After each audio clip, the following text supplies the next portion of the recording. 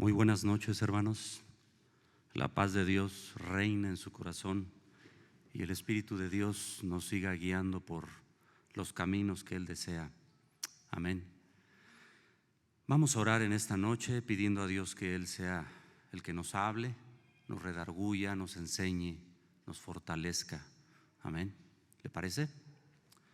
Bendito Dios, te damos gracias en esta noche. Oh Espíritu Santo, ven a nuestras vidas, Señor, fortalécenos, guíanos, enséñanos, revélanos tu palabra, Señor, que en esta tarde y anoche, Señor, tu palabra nos enseñe, nos redarguya, Padre, sea el principio en nuestros corazones, Padre, te damos gloria. Este día sea de bendición porque tú, Señor, nos hablas, en el nombre bendito de Jesús. Amén. Bueno, reciban un saludo, mis hermanos que están tras cámaras. Dios les bendiga mucho. Vamos a meditar en lo que la palabra de Dios nos dice y hemos estado meditando en el libro de Romanos. Vamos a abrir nuestra Biblia, de favor, Romanos capítulo 8, verso 11. Amén. Dice así la palabra de Dios: y si el espíritu de aquel que le levantó de los muertos a Jesús mora en vosotros, el que levantó de los muertos a Cristo Jesús vivificará también vuestros cuerpos mortales por su espíritu que mora en vosotros. ¿Qué dice que hará el espíritu? ¿Qué da al espíritu? Vida al hombre, ¿verdad? Amén. Hoy en día, y hace muchos años también, bueno, desde el tiempo que yo tengo conociendo al Señor, se tenía un concepto del Espíritu Santo. Y de hecho hace algunos años todavía que nos invitaron por ahí, lejos de aquí, para no decir dónde, hubo un lugar donde algún hermano, apoyándole en algunos bautismos que se iban a hacer, él forzaba al Espíritu Santo que viniera a las personas. Y digo, no estoy diciendo que no puede, el Espíritu Santo puede hacer lo que Él quiera. Pero pareciera que a veces el hombre lo toma a su servicio y quiere que haga lo que Él quiere, al fin de cuentas. ¿Y será que el Espíritu Santo está a nuestro servicio, hermanos?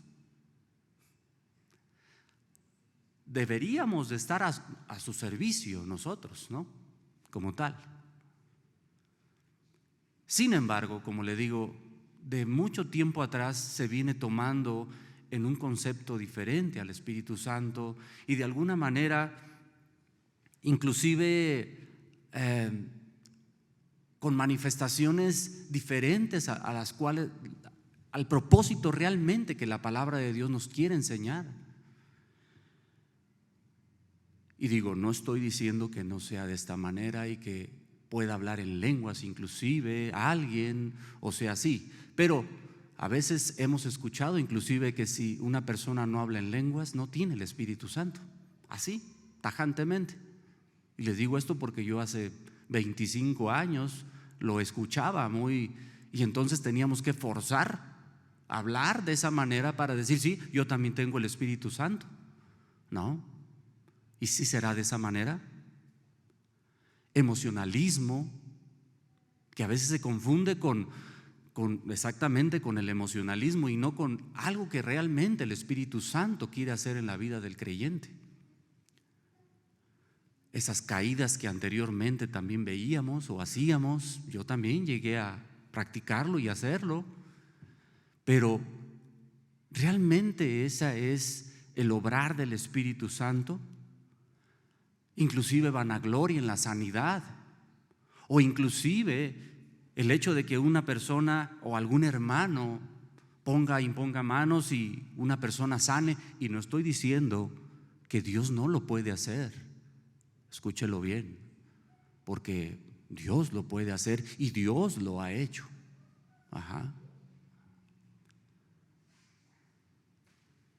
Cuando Saulo en ese tiempo, o Pablo, se convierte en el capítulo 9 de Hechos y manda a un tal Ananías a que imponga las manos y dice, yo le quiero que cobre la vista una vez más y yo lo voy a usar para mi ministerio. Y Dios lo hace de esa manera. Y vino sobre él el Espíritu Santo y empezó a obrar de tal manera, así como en los discípulos. Pero sí tenemos que tener cuidado realmente con esos tiempos, esos detalles, ese contexto que se vivía y cómo estaba creciendo el evangelio, y la palabra tenía que ser extendida de tal manera. Pero como les digo, realmente el Espíritu Santo no está al servicio del creyente. Vamos a ver entonces la palabra, ¿qué nos dice acerca del poder del Espíritu Santo en la vida del creyente? ¿Por qué es importante? ¿Qué propósito tiene en la vida de nosotros ahora? ¿Verdad? ¿Qué es lo que va a hacer cuando nosotros le recibimos?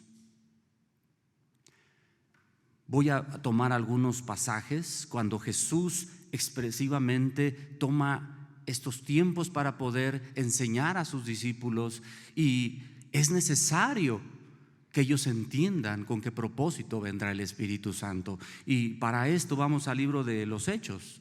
Amén.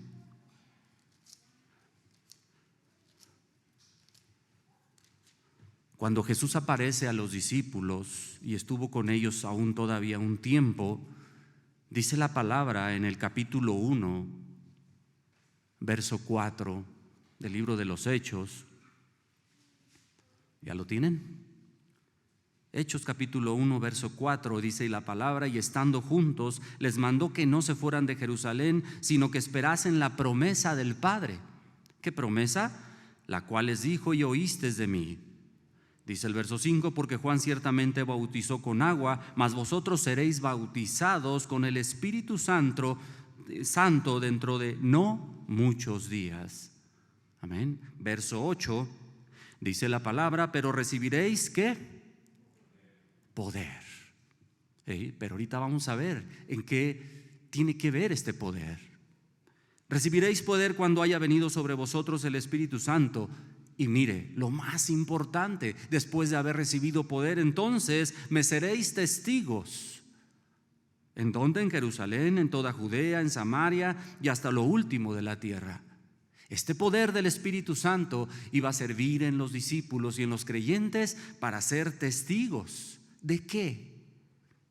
¿De qué, hermanos? Juan capítulo 16. Vamos para allá.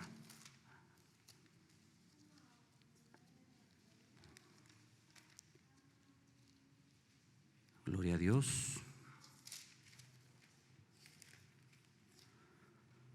Juan capítulo 16, verso 13.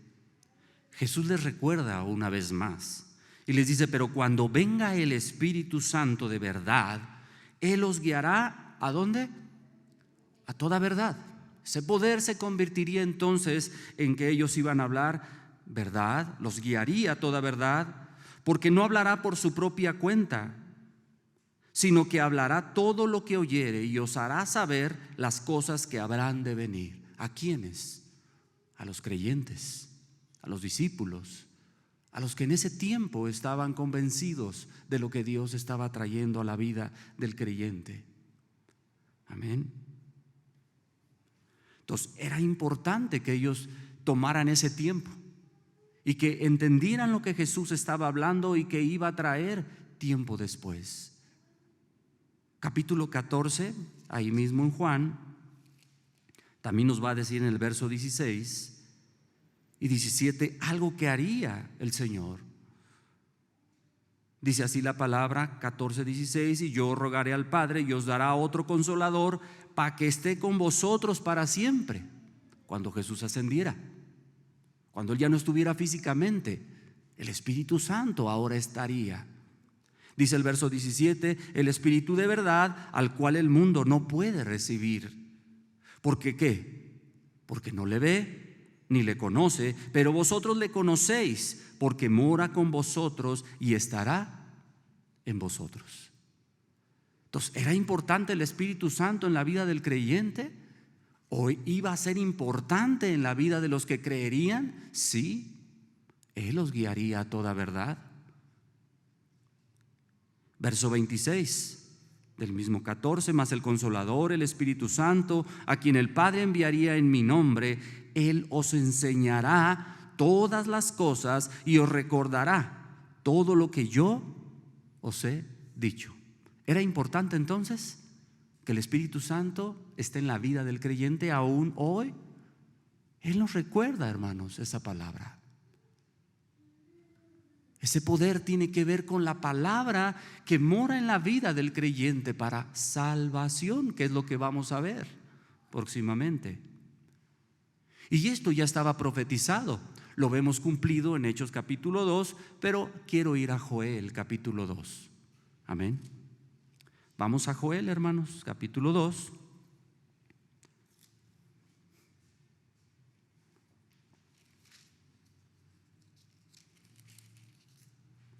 En el verso 3 dice la palabra de Dios, mire, delante de él consumirá fuego, tras de él abrazará llama como el huerto. Permíteme, estoy mal. Joel 2:28, perdón, ¿qué dije yo? Con razón no concordaba. Perdón. 2:28, hermanos. Y después de esto derramaré mi espíritu, este sí es, sobre toda carne, y profetizarán vuestros hijos y vuestras hijas, vuestros ancianos soñarán sueños y vuestros jóvenes verán visiones. Y hablando un poquito de la profecía, no es aquella normalmente que toman como futurista, sino esa profecía de la palabra verdadera que venía de Dios y ellos podían escuchar y también hablar. ¿Qué es lo que hablaban los profetas en el Antiguo Testamento? La palabra de Dios, lo que Dios quería que escuchara el pueblo. Eso es lo que tendrían que hablar. Esa palabra que trae vida, esa palabra que trae salvación a la vida del que cree. Verso 29: y también sobre los siervos y sobre las siervas derramaré mi espíritu en aquellos días. Verso 32: y todo aquel, fíjese lo más importante, todo aquel que invocar el nombre de Jehová, ¿qué será? Será salvo. Entonces, esta profecía, ¿qué traía a la vida del creyente? Salvación. ¿Cuál es el poder del Espíritu Santo? La salvación del creyente, del que cree. Dice después: porque en el monte de Sión y en Jerusalén habrá salvación, como ha dicho Jehová, y entre el remanente al cual él habrá llamado. Y hoy nosotros somos parte de esos llamados.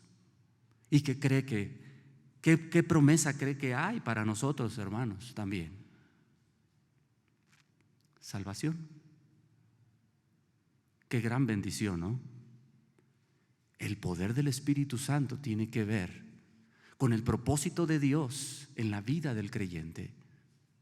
La guianza que Dios trae al que ha creído, y que puedas tener esa promesa para vida eterna por los siglos de los siglos.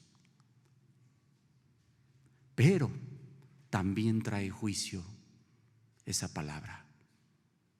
Hay algo que no se va a poder quitar, y sin duda la palabra que Dios ha traído trae salvación, pero al que no cree, condenación.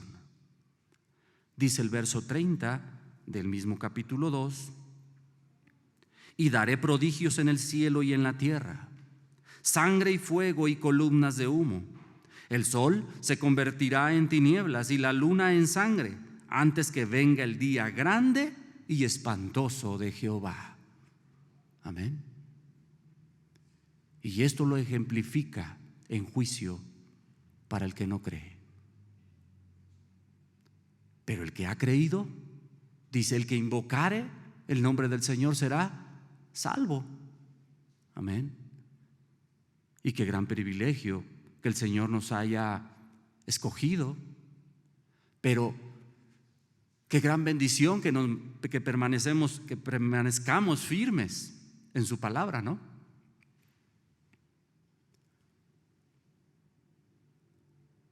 Porque Dios no llamó a todo Israel o hizo excepción de personas.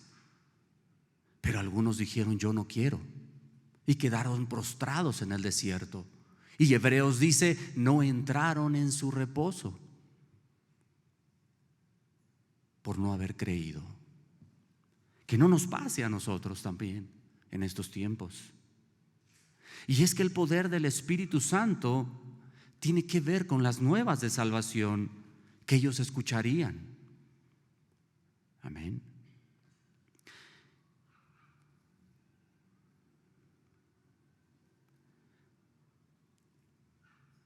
Vamos a Hechos capítulo 2 una vez más, hermanos.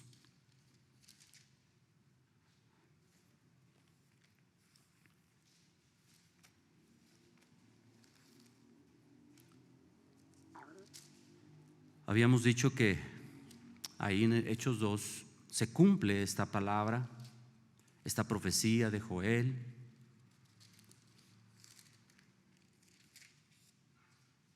Y algunos creen y otros no. Pero el que cree tiene esa gran bendición de poder ser apartado para el Señor y estar dentro del reino de Dios. Hechos capítulo 2, verso 3, 2 dice: y de repente vino del cielo un estruendo como de un viento recio que soplaba, el cual llenó toda la casa donde estaban sentados, y se les aparecieron lenguas repartidas como de fuego, asentándose sobre cada uno de ellos. Y digo, la mayoría sabemos que estas lenguas no son lenguas extrañas, sino idiomas. Y que realmente la misma Biblia nos va a decir que ellos podían escuchar en su propio idioma, ¿no? Verso 13 dice la palabra, aquí es lo que le digo, la contrariedad de algunos, mas otros burlándose decían: ¿cómo? Están borrachos los que no creen. Y esto siempre lo ha habido. Siempre lo vamos a tener. Siempre va a haber quien diga: están locos. ¿No le ha pasado? Yo creo que en todos los tiempos nos ha pasado. Verso 37, hermanos, ahí mismo. ¿Para qué iba a servir entonces esta palabra que ellos escucharan? ¿Para qué iba a traer esto a sus vidas? Bueno, antes el verso 11, 2:11, dice que cretenses y árabes y todos los demás que están atrás, les oíamos hablar en nuestras lenguas, que es lo que les decía. ¿Qué dice que oían? Dice: yo oigo en mi lengua que está hablando algo maravilloso, porque dice así: habla en nuestras lenguas las maravillas de Dios. Esas maravillas de Dios tienen que ver con el evangelio del reino. El evangelio para salvación al que cree. Y eso es lo que Dios permitió, por eso fue repartido en diferentes lenguas para que escucharan ¿quiénes? Todos los que estaban ahí, ya que venían de muchos lugares. De ahí se cree que nace la iglesia de Roma. Amén. Y entonces se cumple el propósito de Dios. La palabra es extendida, la palabra es hablada en la lengua que ellos querían escuchar, y muchos creen. Pero como habíamos visto también la contrariedad, muchos también dicen: yo no quiero. U otros decían, o se burlaban, o querían comprar el poder de Dios. Ya lo habían visto también.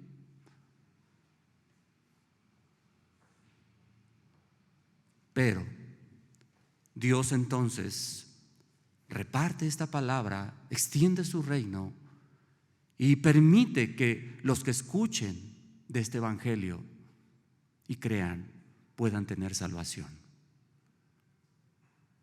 Él no quiere condenar, y lo hemos visto en varios libros ya. El Señor no quiere condenar a nadie, pero el hombre a veces lo desea. Verso 37, vamos ahora sí. Esta palabra entonces, ¿qué es lo que iba a traer a la vida del creyente?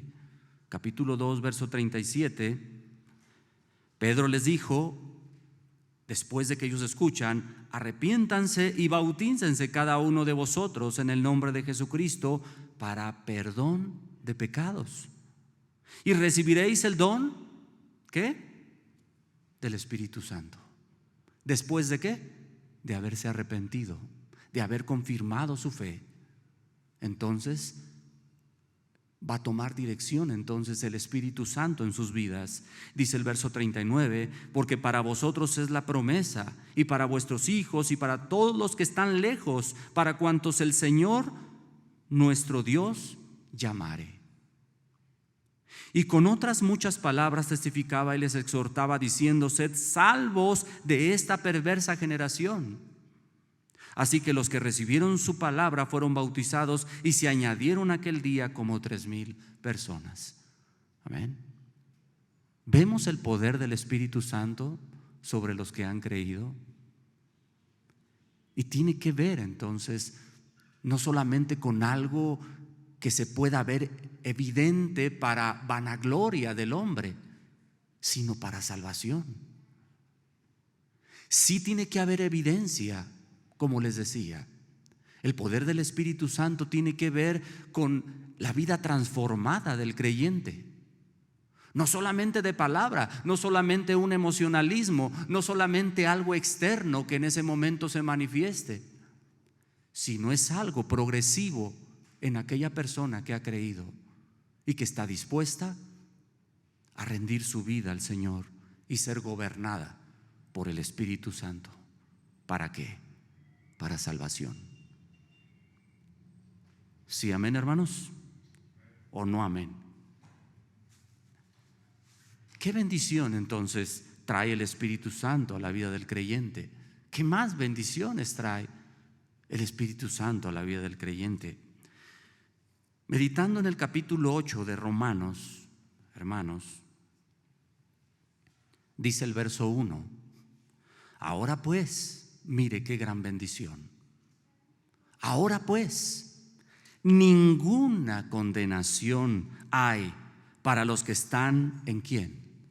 En Cristo Jesús. Los que no andan conforme, lo voy a poner así, los que no andan conforme andan los del mundo.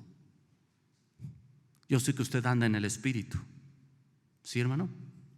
Dígame, al menos para decir desde hoy, sí, voy a empezar.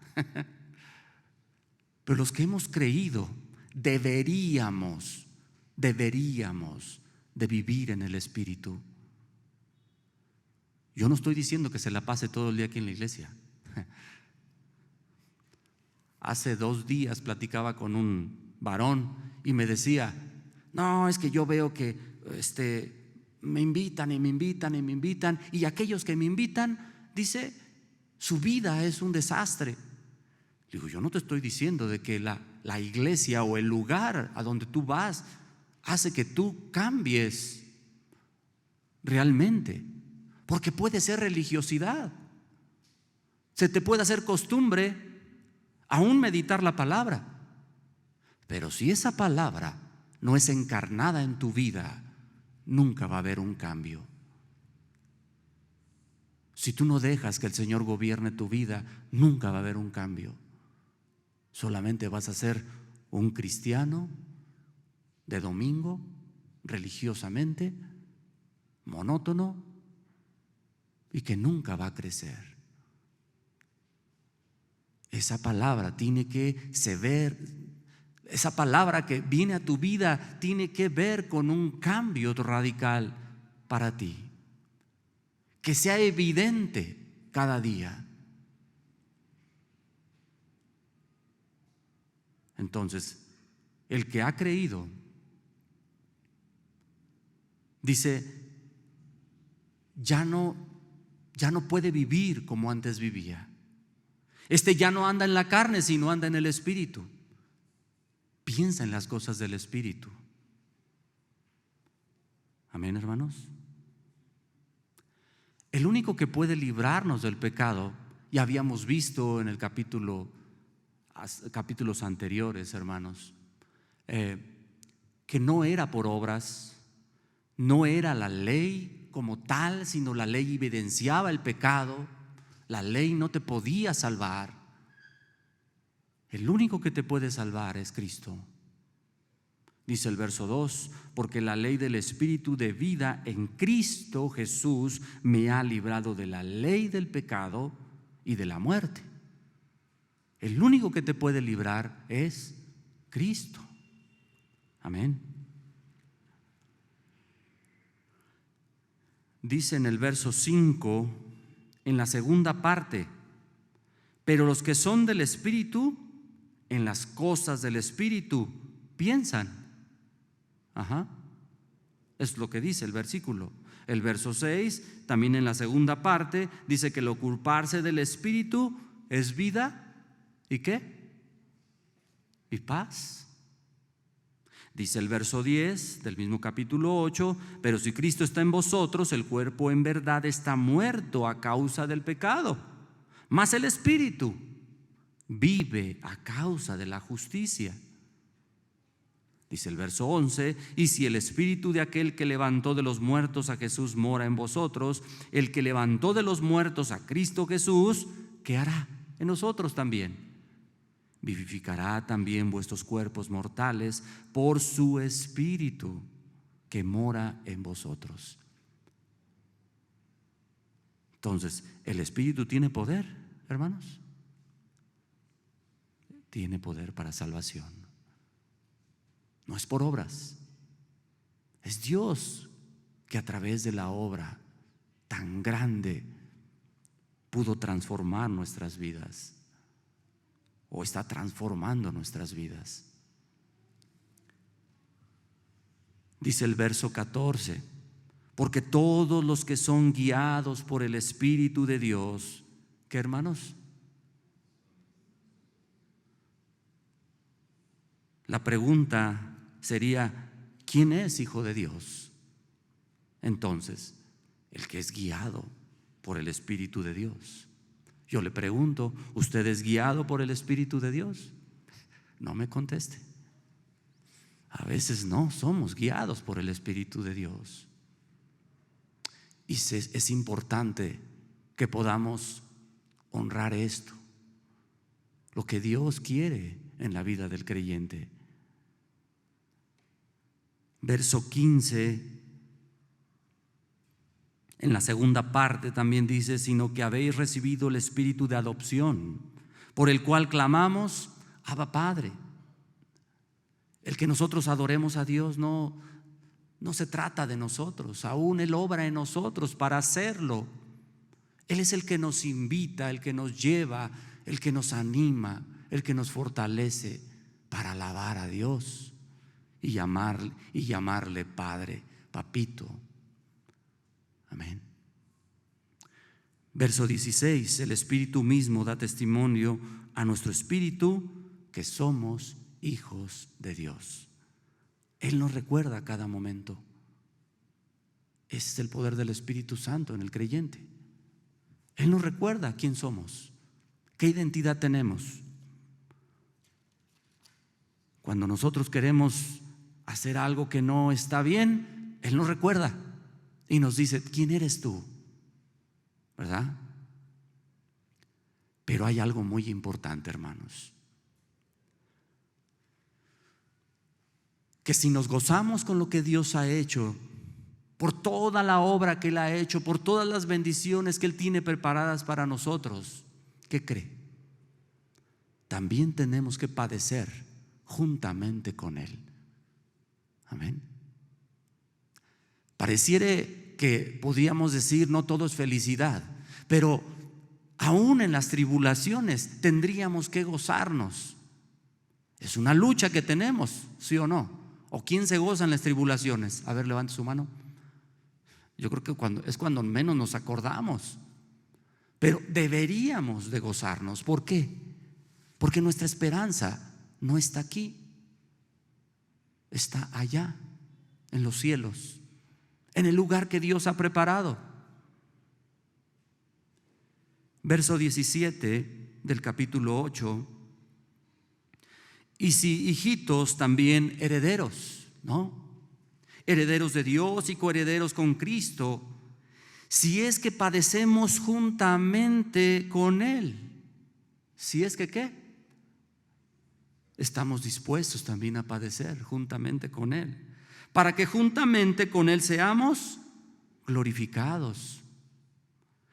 Dice el verso 18, pues tengo por cierto que las aflicciones del tiempo presente, mire, vea esto como algo que se va a acabar, hermano. Tengo por cierto que las aflicciones del tiempo presente no son comparables con la gloria venidera que en nosotros ha de manifestarse. ¿Qué está queriendo decir aquí el escritor? Mire, véalo así. Dice, mire, las tribulaciones son así. Lo voy a poner así, ¿no? Para que usted se anime. Dice, y la gloria de Dios y las bendiciones que Dios te ofrece son así. ¿Qué preferiría usted? ¿Estas o estas? Hay una mayor bendición en Cristo, en Dios. Sin embargo, esta carne a veces se acomoda a este mundo. Esta carne no se quiere ir de este mundo. Esta carne se conforma con lo que ve, con lo que siente, con lo que come. Y es esa lucha sin duda. Y esa carne que lucha todos los días. Decíamos, hay un contraste entre vivir en el Espíritu y morar en la carne. Pero una vez más nos recuerda la palabra que nosotros ya no somos como los que viven en la carne, sino como los que viven en el Espíritu. Amén. ¿Por qué tenemos que entender esto? Capítulo 8, verso 5, en la primera parte, dice que porque los que son de la carne piensan ¿cómo? En las cosas de la carne. ¿Sí? Y en el verso 6, en la primera parte, dice porque el ocuparse de la carne es vida eterna, ¿verdad? No, hermano, es muerte. No me equivoqué. Es muerte. Híjole. Entonces, ¿de qué tengo que ocuparme? De las cosas del Espíritu. De las cosas que Dios me invita a vivir, aún en medio de esta perversidad en estos tiempos. Porque dice la palabra, verso 7, por cuanto los designios de la carne son enemistad contra Dios, porque no se sujetan a la ley de Dios ni tampoco pueden. Dice el verso 8, y los que viven según la carne no pueden ni podrán agradar a Dios. Verso 9, en la segunda parte, y si alguno no tiene el Espíritu de Cristo, créalo, sin duda, no es de Él. Verso 15, en la primera parte, pues no habéis recibido el espíritu de esclavitud para estar otra vez en temor. O sea, el Señor no nos ha invitado a estar en temor, para estar otra vez esclavizados al pecado, que Él ya nos libró. Amén. Por eso la palabra nos exhorta a vivir una vida que a Dios le agrade. O vivimos en el Espíritu, hermanos, o vivimos en la carne. O agradamos a Dios o agradamos a Satanás. ¿Qué quiere usted? Usted me va a decir que a Dios. Pero el Señor nos invita a reflexionar en nuestras maneras de pensar, en nuestras acciones. Si tenemos entonces el Espíritu de Dios, ¿Habrá quien nos acuse, hermanos? ¿O habrá quien nos separe de Él si tenemos el Espíritu de Dios? Ya habíamos visto que entonces el Espíritu va a ayudarnos a toda verdad, nos va a guiar a toda verdad, nos va a enseñar las cosas que el Señor nos está enseñando, nos va a recordar las promesas que tiene en nuestras vidas, hacia dónde vamos, nos va a ayudar a poner nuestros ojos en las cosas de Dios y no en las de la tierra. Todo eso va a ser el Espíritu. El Espíritu no es para vanagloria en la vida del creyente.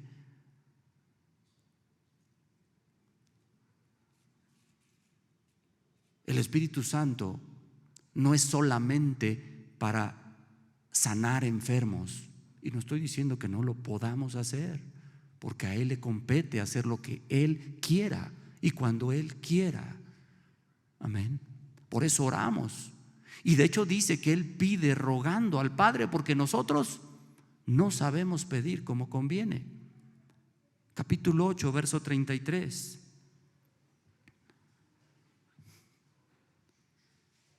¿Quién acusará entonces a los escogidos de Dios?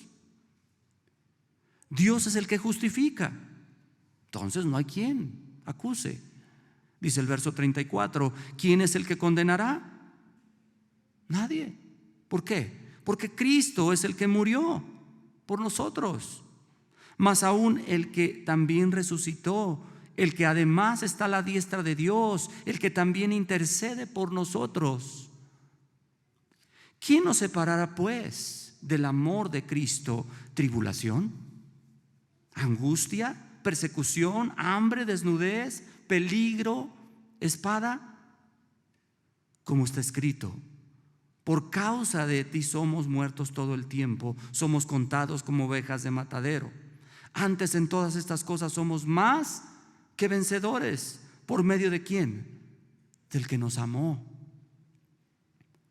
Por lo cual, dice el escritor, estoy seguro de que ni la muerte, ni la vida, ni ángeles, ni principados, ni potestades, ni lo presente, ni lo porvenir, ni lo alto, ni lo profundo, ni ninguna otra cosa creada nos podrá separar del amor de Dios que es en Cristo Jesús, Señor nuestro. Amén, hermano. ¿Quién nos puede separar? Entonces, no tenemos un espíritu de temor, de cobardía, sino un espíritu que nos va a llevar a ser vencedores con la ayuda de Dios, con la guianza del Espíritu, con la redención de nuestro Señor Jesucristo en nuestras vidas. Entonces, tenemos ganada la carrera, hermanos, si permanecemos firmes, si le creemos a Dios. Amén. Así que, mi hermano, no se desanime. El Espíritu Santo está de nuestro lado, no para estar a nuestro servicio. Amén. Es para ayudarnos, a fortalecernos, a recordar esa palabra, para que no se nos olvide que ya hemos sido salvos delante de Dios. Aleluya. ¿Le damos gracias a Dios entonces, hermanos? ¿Será bueno darle gracias a Dios por lo que Dios ha hecho en nuestras vidas? Amén. ¿Se pone en pie? Por favor. Bendito Rey, gracias por tu Santo Espíritu, Señor. Gracias, Señor, por la promesa de que enviarías al Consolador. Y hoy, Señor, nos dirige, hoy nos fortalece, hoy nos recuerda, hoy nos enseña, hoy nos hace vivir, hoy nos hace tener fuerzas para seguir adelante. Gracias, Señor, por la gran promesa que das a los que hemos creído y aún los que creerán en tu palabra. Bendito sea tu nombre, Padre, te alabamos, te bendecimos, Rey. Ayúdanos a entender tu propósito cada día y que seamos, Señor, como tú quieres. Tus principios vivan y reinen en nuestro corazón. Te damos gracias en el nombre de Jesús. Amén. Dios les bendiga, mis hermanos. Hasta la próxima.